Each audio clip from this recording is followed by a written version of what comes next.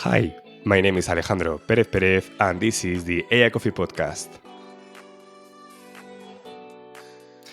Every week, you will have one disruptive aspect of technology and artificial intelligence for the time you drink a cup of coffee.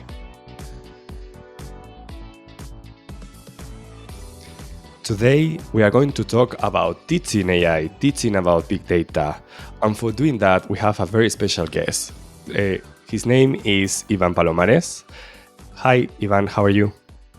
Hi, good afternoon, Alejandro, and thank you so much for inviting me to the podcast. Iván Palomares is an AI educator and consultant specializing in big data and machine learning. He teaches custom AI courses in both English and Spanish. And also for giving you context for the audience, we met on LinkedIn, but as far as I know, and maybe we can talk a bit about that later, Ivan, you did a course now I'm teaching about Spark, so maybe we can talk about that also during the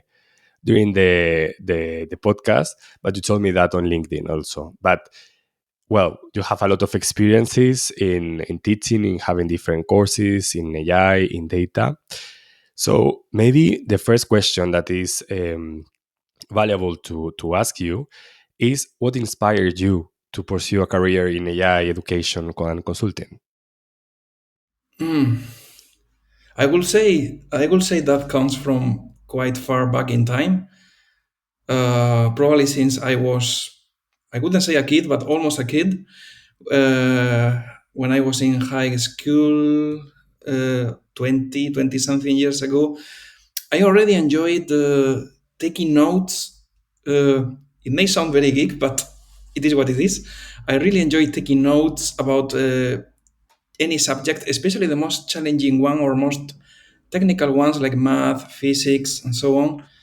I also enjoy helping classmates understand concepts we were studying. It felt quite fulfilling to me. So I think that's when I first discovered that I would like to teach. I would like to dedicate to educating others and conveying knowledge to others. I think that was the awakening time. Yeah, it sounds really interesting that you were when you were a kid you were already helping others, because I feel like this is already what you are doing now, helping others to understand better complex complex things, complex topics related to AI, related to data. But what are the main challenges you face or you have faced to make everything accessible to the students? Well, you know, I have taught to quite different kinds of audiences, diverse audiences. Initially, when I was working at university, I taught to students who were studying a technical degree, normally an engineering degree. But in more recent years, I have moved into kind of a more flexible way of working, which I really enjoy, and it also involves teaching to other audiences, not necessarily technical. So, the first challenge I would say here is that AI and whatnot, and related areas like data science, they are very specialized disciplines. The biggest trick here is to assume that what is obvious to you or to me, uh, as someone who has devoted years of study to the subject, not only study but also research and work on the topics, might be that obvious to someone else with a different background. So you have to break that assumption. What is pretty obvious to you, it may not be obvious to at all to someone else. So that's one challenge. And another challenge is also that the foundations of AI and data science, they are to a great extent pure math and statistics. So it's like putting a lot of makeup on math and statistics.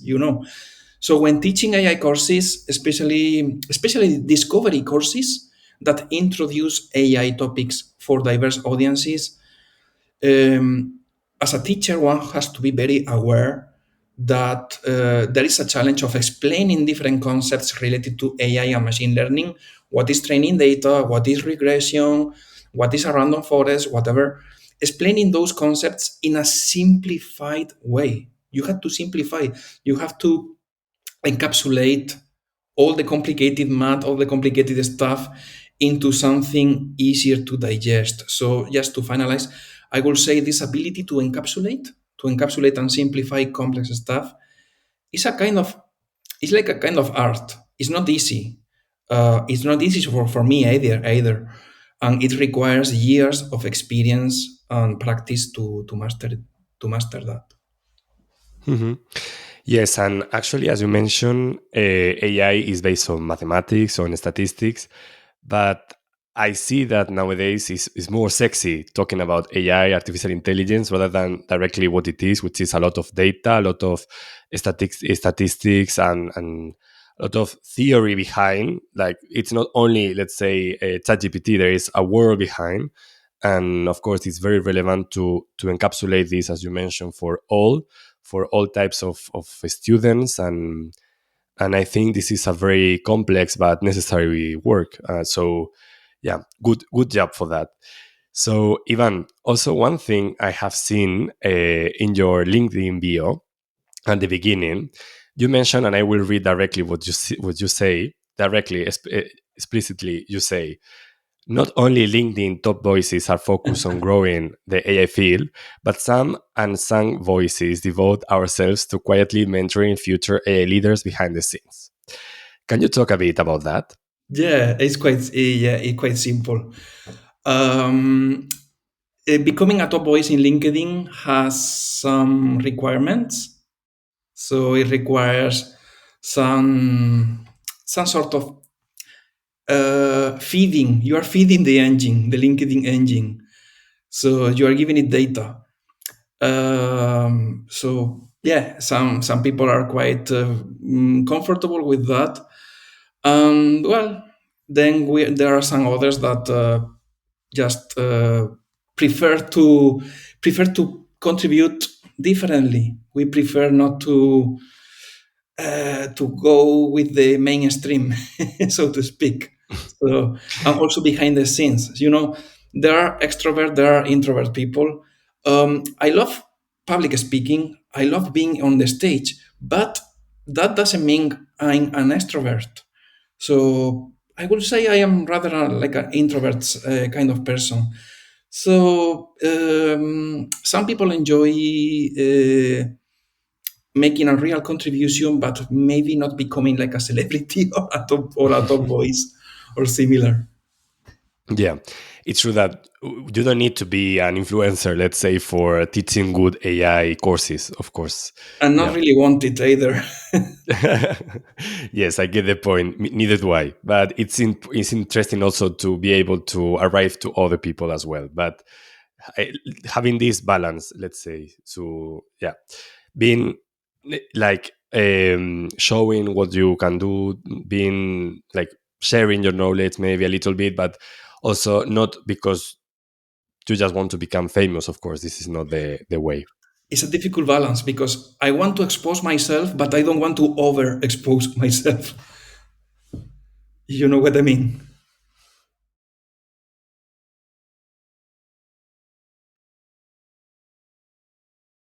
Yeah. Yes. I get it. I get it. It's complicated, and I think that for the audience, it's also maybe they will need also to think about that if they are having and founding this balance in their lives. Also, yeah, it's complicated. But let's talk a bit about the topic, Ivan, because now we know you a little bit more. But I invited you to my podcast to talk a bit about the education in AI and actually education and AI, everything all together. So the first question I have for you is, as an educator in AI, how do you perceive the role of AI in shaping educational practices? And do you see it as a tool for enhancement or a challenge to traditional learning methods? That's a powerful question. There are two Well, questions even. yeah. So, facilitator or a challenge, right? Simple answer would be it is it has the both sides depending on the use, but of course this is a quite standard answer. So let me try to develop a bit more. Well, in my opinion, AI is certainly is a huge is a big tech wave, or maybe a tsunami. It's a tech tsunami, and it has impacted pretty much every aspect of our lives or every sector, with education being no exception. So here, what we have to be aware of or bear in mind is that this is not the first time that a technological wave like this happens. So uh, let's think about the expansion of the internet about a quarter century ago. It also, well, we were pretty young, but I'm sure it also transformed profoundly practices and processes both in the education sector and in many other sectors as well. It also happened. It also happened even earlier than that with the emergence of personal computers, right? Even longer ago. So, well, I have to admit that in the case of AI, things got more complicated, maybe, and there is much more need for some sorts of regulatory mechanisms, both at government levels, but also at a more local level. In the case of education, it might be necessary to define regulatory mechanisms on the use of AI within education institutions to promote a fair and responsible use of AI technologies like ChatGPT or similar, particularly by students. So maybe that's the biggest challenge: how students use the AI. Um, so in summary, yeah, this has to be. It has the AI has a double side role. It could be a facilitator, or it could be a barrier or a challenge to traditional learning methods. And one particular challenge I have in the radar is the way students should be assessed, the way students progress and completion of some learning objectives should be evaluated. Mhm. Yes, I guess it's very relevant nowadays because, for example, if you have an assessment which is writing an essay, nowadays you can go to ChatGPT and really quickly create a really good essay. And I think everyone now can use it and knows how to use ChatGPT. So yeah, so maybe what we need maybe to focus now is, okay, let's consider everyone has ChatGPT. So maybe it's better to, of course, know how an essay or a test or something should be done, but maybe write an essay with ChatGPT. So maybe you as a human go to ChatGPT, go correctly and use it, and then take this draft made by ChatGPT and redo some parts and correct some things, and maybe the future is more on that way rather than forbidden it, because I guess this is not working. If you forbid ChatGPT, for example, it's not going to work because in real life people is going to use it. So yeah, so I Yeah, guess I get your point. Hmm. yeah, I think it's like trying to cover the sun with a finger. Uh, Yeah. mm, uh, But many people are talking about that, trying to make mechanisms to control the use of generative AI in students for making, I don't know, homework and stuff like that. And maybe the thing is that, okay, everything should be changed. So maybe the homework should be different. So instead of writing an essay, for example, maybe what you need to do is preparing an oral presentation at school.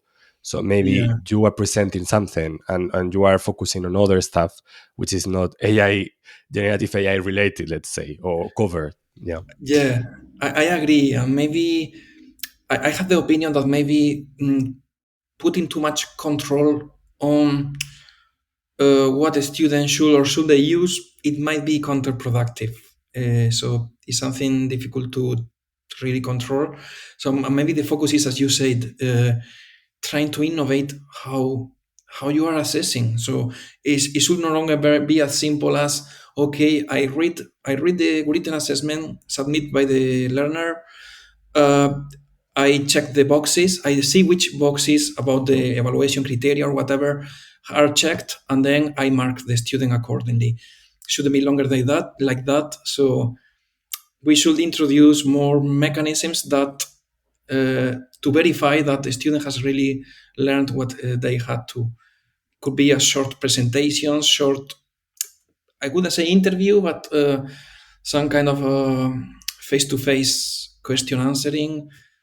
It really depends on the format of the course and the requirements. Mhm. Mhm.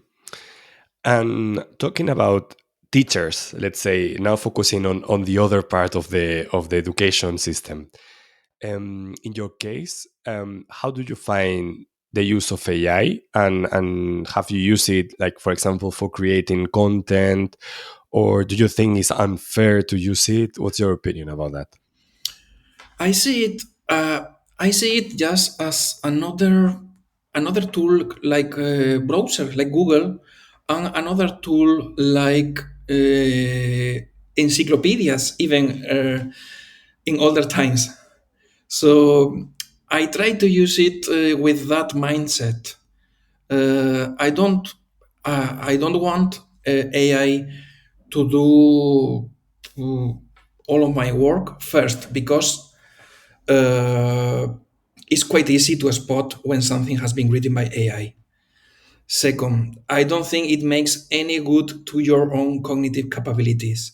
And third, I believe that in teaching, it is crucial to always give your personal kind of footprint in your materials. And that's something AI will never do for you.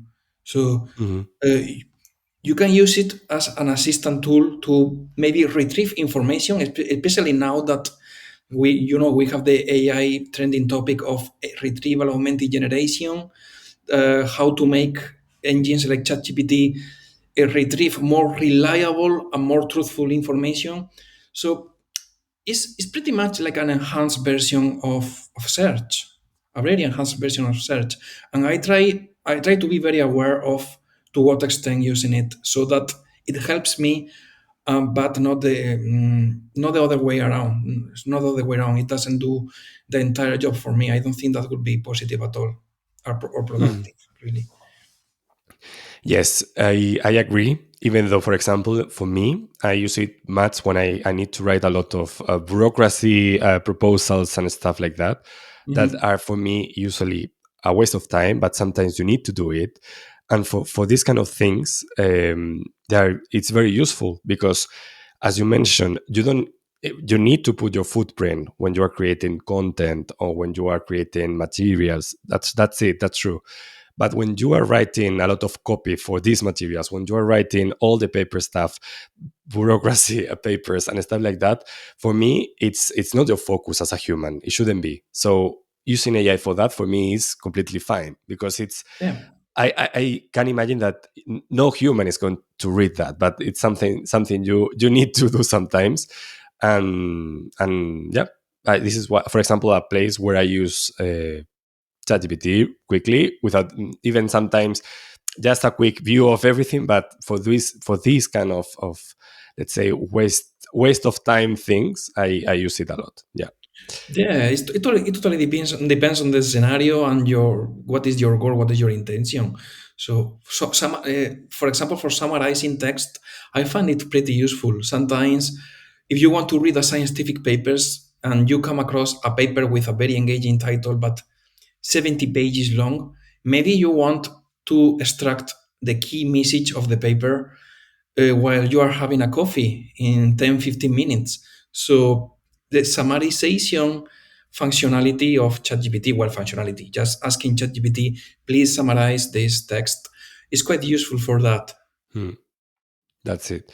And also, I don't know if you know it, but recently there is a tool coming from Google that creates podcasts using text. So, for example, if you have a very long paper or text or something, you can upload it and it creates you a podcast. Like maybe around 15-20 minutes. It's a conversational podcast talking about this specific paper. And I guess that it's very, very useful if you don't have a lot of time, or as you mentioned, maybe you want first a summary or taking the main ideas, and then if you need it or you want it, you can go to read directly the text, or even one part of the text, not even the full thing. So for me, it's very useful. But it's the good thing is try to find the balance, I guess, on where to use it and where not to use it, because you need you as a human. Yeah, maybe that's the point. Yes, that's one of the kind of knowledge I like to convey when when I am teaching tailored courses, like training for companies, for any entities, sometimes public entities that request me a tailored course. I try to convey this message. So it's all about balance. You say the keyword Hmm. balance. So Mm. it's all about uh, being having the right knowledge to decide when to use, when not to use it, and to what extent to use it. Mhm. And Ivan, talking about your role as a teacher, what do you find the most rewarding of educating others? Um, it's quite it's pretty simple. So what I find most rewarded is when someone approaches me and when they tell me, I really learned some very interesting stuff from your course, from your class, or from your talk. Sometimes just from a single talk. So it feels very rewarding when you get the evidence that other have learned something from you. So yeah, that's yeah, it's a really pleasing, a really positive feeling to me. Yeah, I agree. And also, I suggest people watching this to reward like your content creators, your teachers, or your everything, because sometimes when you create a course or you create a podcast or you create content, it feels very lonely because you create it now. We record, for example, this podcast. We are recording now. In a couple of weeks, months, this episode is going to be published. So, and it's like we can understand the statistics. We know how many people watch the podcast and we can extract data. But sometimes, if we don't have this feedback, it's weird. And this feedback sometimes is very like pushing us to continue. So it's very, very rewarding. Yeah, Yeah, yeah, I agree. absolutely. Of course, not always the feedback is positive. So sometimes you may also get some criticisms for aspects as silly as, for example, the accent. Yeah, But this is nice because as I said, sometimes it feels lonely just to create something and you publish it or whatever. And then like even negative feedback is good because they give you different points of view or different of course, if it's not a hater telling you something, of course this is different. But if there is a well, person saying, I don't like your accent, or I like, or I don't know, maybe, or the light you are using, it's good or it's bad, or I don't know, whatever. Even horrible. though it could be, but even though, I mean, it could be a negative feedback, it's a feedback, and it's nice because it feels like, okay, there is a person in on the other side. Yeah, it's good. So Ivan, let's move a little bit to talk about the startups and companies, because you also do consultancy to startups and to companies talking about AI, and I want to have your point of view about how is AI nowadays, and what's more or less the future of AI in the, let's say, startup landscape. So well, there is like the belief, maybe the propagated belief that it is transforming entirely the landscape for smaller companies. Yeah, particularly for smaller ones, because well, large ones you usually go ahead in everything. But In some aspects, this is true. In some other aspects, not so. So, for example, I think that many companies and startups, or at least from my experience, speaking with them, and my experience is limited. It's not really my main kind of my the one and the only task I do. So I'm very dedicated to education to a large extent. But when I interact with companies, I see that many are still not on the top of AI wave. Some of them even dare to say we are selling AI product when inside it they don't have AI product. They have a few loops or a few sums in the code, and they call it AI. That's something I have seen. So this leads those companies to, and also the entire, all the stakeholders and all people around them, it leads them to a lot of misconceptions about what is and what is not AI. So they don't have clear what is AI and what is not. Uh, Also, on the other hand, we also have the misconception about generative AI. I think that generative AI is seen by many as the one and the only AI that matters today, right? And that's fundamentally false. These new tools, ChatGPT, Copilot, Midjourney, and the one for podcast you mentioned, and so on, they are in very popular demand by companies, and they are useful. They are very useful for what they do if they are used correctly and responsibly, of course. But what I see is that many companies are just thinking about this side of AI, and they are forgetting that generative AI is just the tip of the iceberg.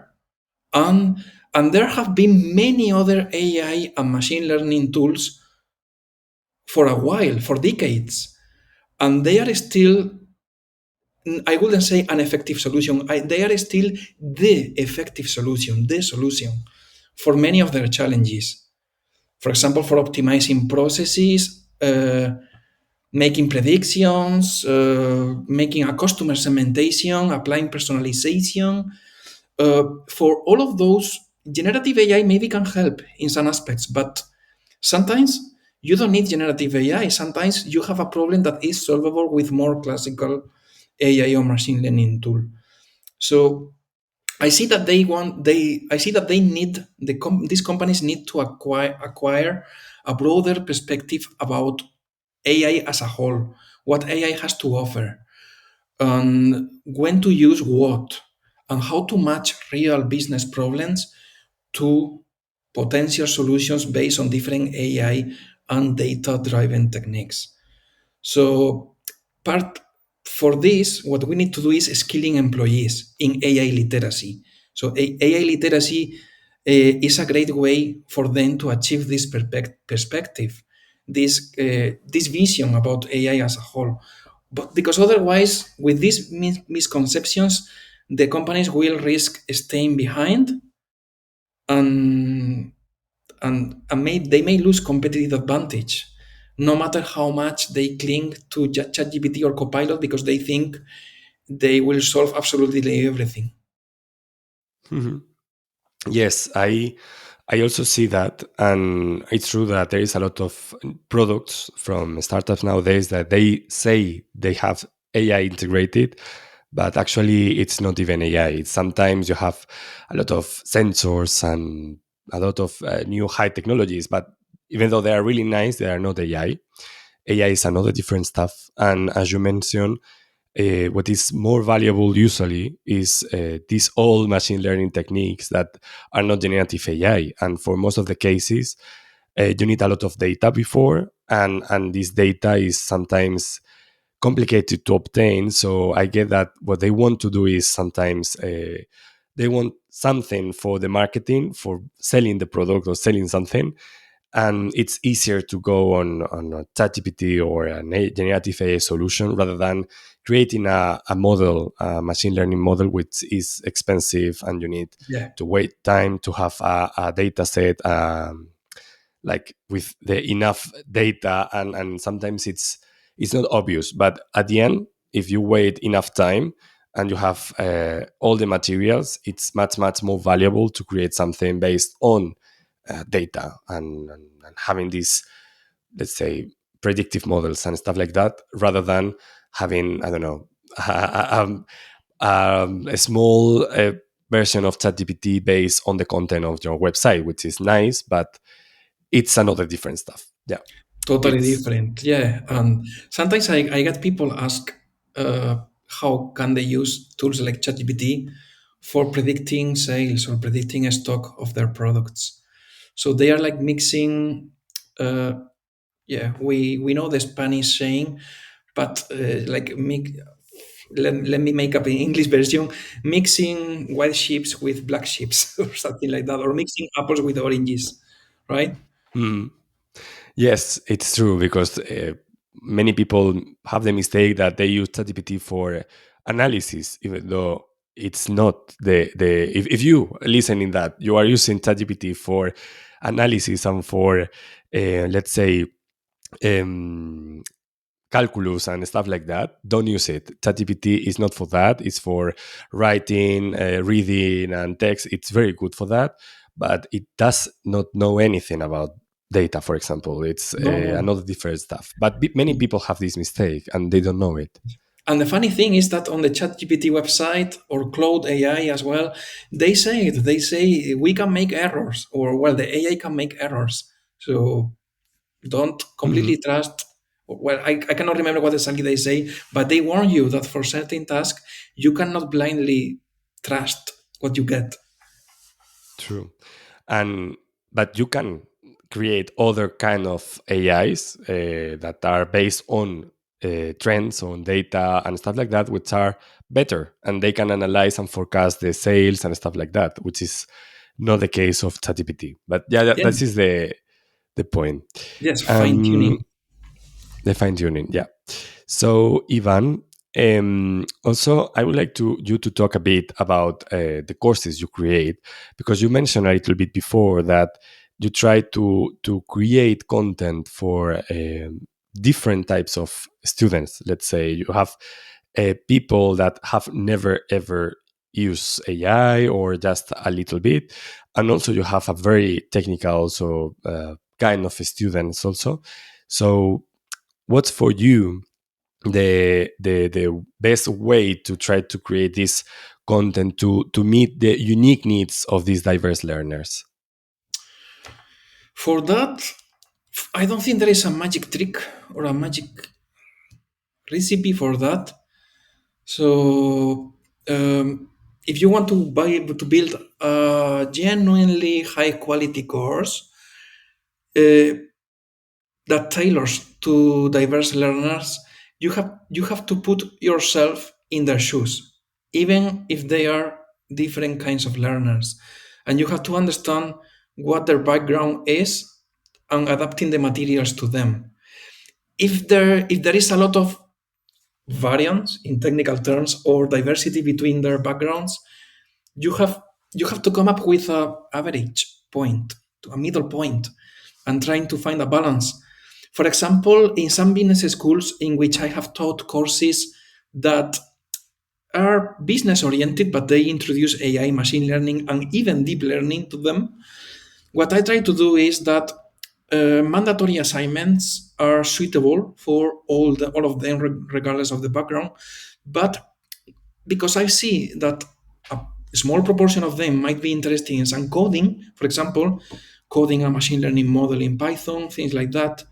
What I do is give them some supplementary material or optional, or sometimes even optional assignments, so that they can choose between assignment type A or assignment type B. So they can choose some optionality. Those are possible tricks when you can do them. Depends on the context or requirements of the course. So that's also a great way to increase engagement, maximize engagement with all the learners as much as possible. And last, if you are teaching an introductory AI course to totally non-tech people, for example, let's say marketing professionals, that's one of the courses I taught recently, uh, try to build all your examples or all your use cases around digital marketing processes, what is familiar to them, not to you. So you have to adapt to them. Build your examples to reinforce concepts or reinforce any theories in the course in use case scenarios they are familiar with: marketing campaigns, SEO positioning, advertising, and so on. Mhm.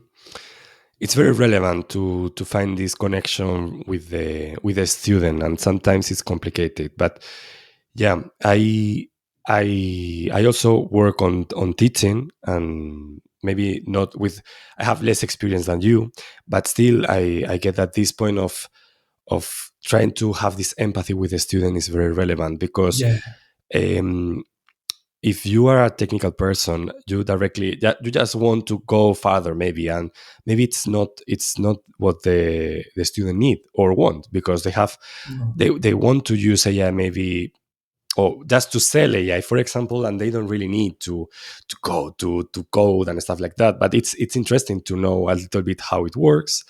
And what you said is very nice. I think a very good tip, giving you other materials in case they want to go further. But it's not like a necessary step. Yeah, it's something for extra that I think is very, very nice. Mm. yeah, motivator sometimes. Mm. Yeah, and let's talk a bit about the ethical implications of AI, because we mentioned a bit before, but also while you are educating about AI, I usually, in my case, I usually at the end of every course I do, I try to talk to the students at least for 5 minutes the ethical implications of AI, because I found them really interesting, because there is a lot of really important points about that. But do, do you also think that way? Do you think it's necessary to talk about that, or yeah, and how important is it for you? Yeah, absolutely, absolutely. I think that's a good practice. Maybe I don't manage to do it in every single lesson or every single class as you do. Well done, I will say. But yes, AI ethics issues like and raising awareness about these issues like bias in AI outputs or decisions, privacy of sensitive data, or societal and even environmental impact. They are more important than ever now. Um, yeah, it's a good practice that whatever we can as educators, uh, introduce some yeah, little mental links to these ideas, even when we are teaching something as seemingly technical or unfoundational as, I don't know, linear regression or logistic regression. Try to illustrate it with some examples in which maybe you can say something about the data. What is with this data is describing people age or people, I just invented phone numbers or income in the bank account. We have to be aware about some data protection and data use considerations. We have to be aware if we are building a logistic regression model, which is a classification model to classify something into yes and no. For example, for granting mortgage to a bank customer, we have to be aware if the AI system you are building for that is biased or not. It is favoring people from certain groups, from certain demographic groups or not, or it is being acting fairly or with equity. So these kind of aspects are important. The more you can introduce them in your daily teaching practices, the better. Mhm. Yeah, for me, very, very necessary, because I think you cannot talk about, I don't know, even ChatGPT, an introduction of ChatGPT, without saying that be aware of not saying your personal data in ChatGPT, because privacy things. Also, that ChatGPT is biased and it can create hallucinations. I mean, there's like hundreds of things you can talk about, and even with this, some, let's say, introduction in some introductional courses, you need to talk about that, because it's because many people are not aware, and awareness is very relevant. And of course, if you are talking in a very technical course, maybe this is harder, but still, as you mentioned, with these machine learning models, you can also harm a lot of people by doing a very bad model based on variables that are biased, like gender or age or, I don't know, Yeah. social group or ethnical groups and stuff like that, which you can harm people by not giving more dates just because of the gender, for example. Yeah, that's interesting because actually you can evaluate your machine learning model, uh, and you may think it performs very well because it gave you very high correct rates of correct predictions based on historical testing data that you have labeled a priori. But maybe what you don't know is that those historical data you are using for testing were already biased, and they were Mm. favoring job applications from male much more than from female applicants or vice versa. So sometimes you may have a well-performing AI model from a technical point of view, but a very poorly performing AI model from a ethical or even legal sometimes point of view. Hmm. I agree. I agree. Ivan, we are finishing because we are running out of time. So I have one question I wanted also to ask you, and it's if you could give an advice to a person that could be watching this episode and maybe want to start a career on teaching AI to others or teaching big data or something like that to others. Can you give this advice? Yeah, well, my advice will be based on my own experience. So uh, I consider that I have been in quite a few different contexts, teaching contexts. There are many ways of teaching, many contexts for teaching. So I've been in my earliest years, I've been teaching in public university, but then I gradually moved into a more diverse portfolio for companies, even for the public sectors, while in the UK, business schools, massive online platforms where for creating online courses and so on. So what I have learned is that there are many teaching styles, and there are also many teacher profiles or educator profiles. You have to discover yourself. You have to know yourself and find out what teaching style and what teaching profile resonates with you. For example, some people may enjoy only teaching very technical AI and machine learning courses. Other people may enjoy teaching more conceptual, and business-oriented courses. Or some people would prefer a balance. I consider myself in the last group. I like a balance. So discovering yourself is the key to enjoy what you do as an educator, and being confident and confidently being able to say that that you are working on your passion. Hmm. I take note of that advice because I could be this person starting on this educational field. Yeah. Thank you, Ivan. Two questions for finishing the podcast that I always ask to my guests. So the first one is, what's your favorite type of coffee? Because this is the AI Coffee podcast, so coffee is very Yeah. relevant here. And then the last one is, how can the audience contact you if they want to? All right. So about the favorite type of coffee, I like strong and bitter. No milk, no sugar. So I particularly enjoy espresso. A strong espresso, the stronger the better. I don't abuse it because otherwise I will have I think I will have heart rate issues and be sleepless. But otherwise I will have 5 or 6 espressos a day. But I have to say that I equally like espresso and some types of teas, especially matcha. So I'm a big passionate of matcha as well. Maybe partly because of my personal obsession with Eastern cultures. So I learned to love matcha as much as I would love a cup of espresso. And the second question, how the audience can connect with you. So at the moment, I'm not I'm not in very good terms with social media in the sense that I closed my former Twitter account. I don't have Instagram either. So yeah, I really don't. I'm not a big fan of social media. LinkedIn, that's the one I keep, the one I maintain, and anyone is welcome to contact with me via LinkedIn. I'm also in the process of building my own website. It's just a personal branding website. It's not a company, nothing like that. Just a personal branding.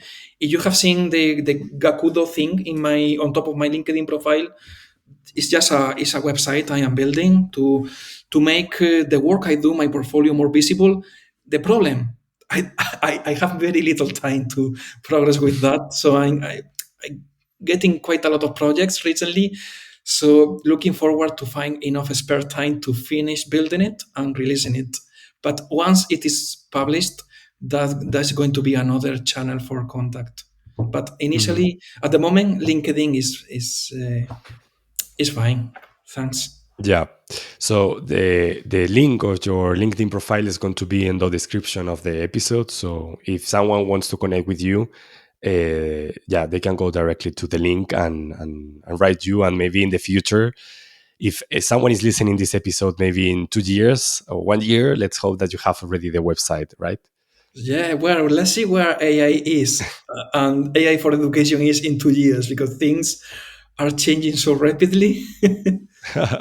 Yes, I agree. I agree. You know, sometimes I say to my friends and to people that maybe in some years the word the term AI is not going to exist anymore because maybe everything is going to be AI or would be AI. So maybe this concept of artificial intelligence is going to be completely no sense because everything is going to be AI. So like I don't know, maybe nowadays we don't talk about new technologies, for example. That was a term like 20 years ago everyone was using. Yeah, so maybe Yeah, because probably. everything's going to be AI. What do you Yeah, think? it may happen that AI may become one with technology as a whole or IT as a whole. Exactly, like a part of everything. Hmm. Yeah. Inherent part. Yeah. But that could be for another podcast already, and we are finishing. So, yeah, thank you very much, Ivan. It was a pleasure having you here. Hope you liked it as much as me. And yeah, Likewise, I yeah, enjoyed the chat. It was quite engaging. Thank you. thank you very much. And also, thank you to you that are watching until the end. It's a pleasure having you here one more week. If you liked it, please subscribe to the podcast. It really helps me to continue creating these episodes for you. And yeah, see you next time. Bye bye.